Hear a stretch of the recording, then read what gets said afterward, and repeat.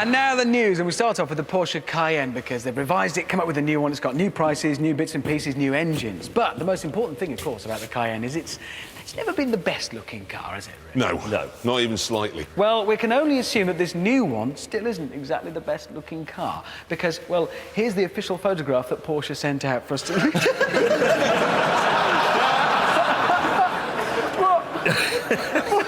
I can hear the discussion that the photographer had, actually, with the director. He said, is the light good for you? And he said, no, there still is some. Yes, exactly. Now, hey, you know that young Russian business kid who bought TVR a couple of years ago? Yeah. Yeah, we got a picture of him here at a business meeting. Oh, yeah, there he is. There. Didn't he close down the factory in Blackpool and make everyone redundant? Exactly. Well, it turns out that all the TVR owners have decided that they're going to throw a party for the workers who've all been made redundant. The party, dubbed Thunderball, will include a buffet dinner. How much do I not want to go to that? Bar, disco and live band. Wow, a TVR band! So they'll play presumably really loud, really fast, and then burst into flames. Here's some news. You know the hot Renault Clio? It was a really fast one. They've done an even hotter one, OK? It's called the R27. It's got a lower, stiffer chassis. We've got a photograph of it here, OK? Now, these are the 4 Renault Formula 1 racing drivers, OK, for this year. Now, this chap, OK, the new one, he really likes this car. He's very excited by it. He's very, very excited. Whoa!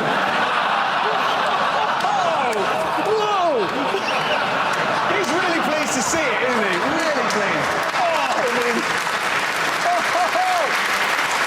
What I love as well, if you look around, the other guys who clearly spotted the problem, well, you could hardly miss it, could you? Are all very embarrassed. Don't look. You see this? OK, I got this photograph from a French website. The actual official photograph that was sent to us by Renault. Let me show it to you.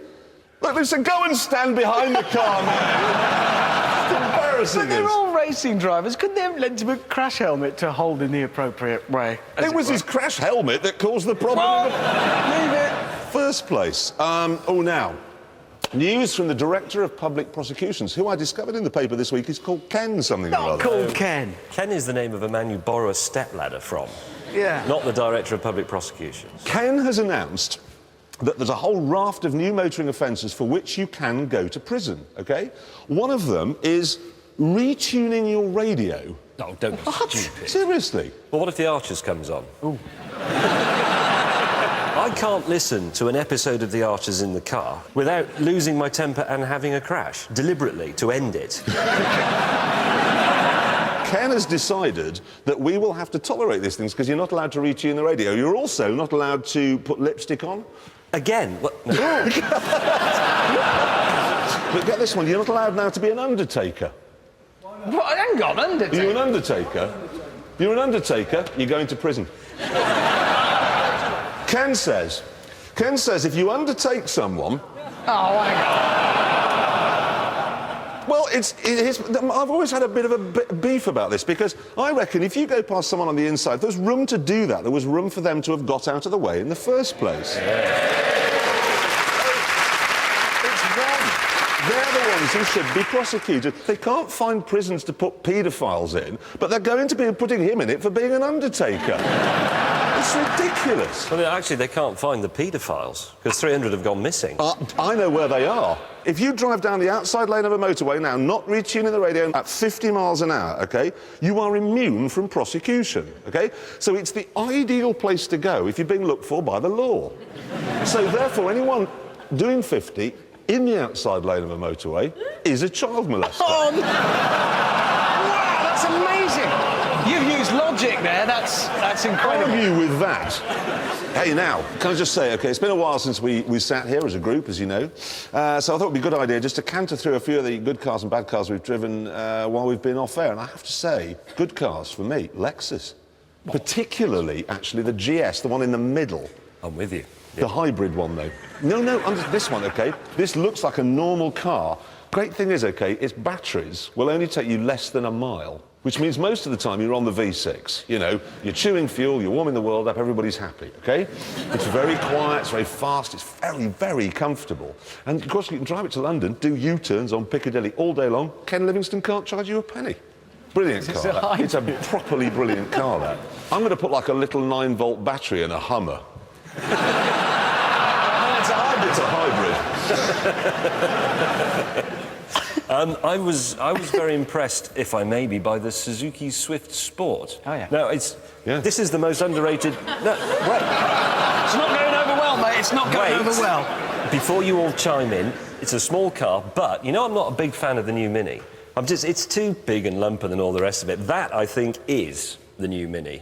Try it. You'll be amazed. It's brilliant, that car. That's just an order from him. Actually, to be honest, I quite like that as well. I actually really did like the Volvo C30. I don't think I've gone mad, but it's a good-looking car. And you can get it with that 5-cylinder engine that's basically... Well, it's exactly the same one as in the Focus ST, the hot one. Worst cars, no question for me. One of the top 5 worst cars I've ever driven, Volkswagen Golf GT. Yeah. No, seriously, it's got like a supercharged and a turbocharged engine, which is as smooth as falling downstairs while wearing leg calipers. Basically,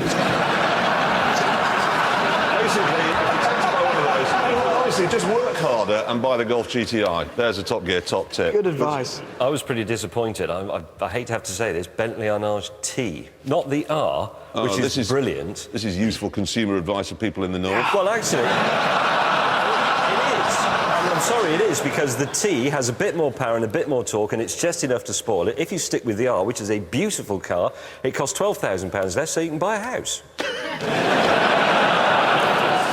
For me, it was the Subaru Tribeca, which is, it's an MPV, and technically it's not bad, but it's hideous, and it's a family car. So my kids were too terrified to get in it. Hated it. It's not, it's just, it is hideous. Hey, now, Jaguar have made a concept car. Well, not another one. That's why they never make any money, isn't it? Because they just keep making concept cars all the time instead of just making cars that you can buy. Oh, I know, they haven't understood that if you sell a car, you get money. Yeah. Anyway, this one, OK, they say, which we've got a picture of it here, OK, they say that is going to be the next S-Type. It'll look exactly the same as that. Well, if that's true, that's fantastic news. It looks brilliant. No, it does. I went to see it in the flesh the other day, and the designer was there, and he said, I assure you, the S-Type will look exactly like that. If that car comes out like that, I will cut my left leg off, beat myself to death with it. Really? Yeah. Do it. Make it. Just make it. Now, if you're looking to spend between £20,000 and £25,000 on a coupe, your choice just became a lot more complicated. So, to see if we could help you out, the three of us have been to Scotland for a round.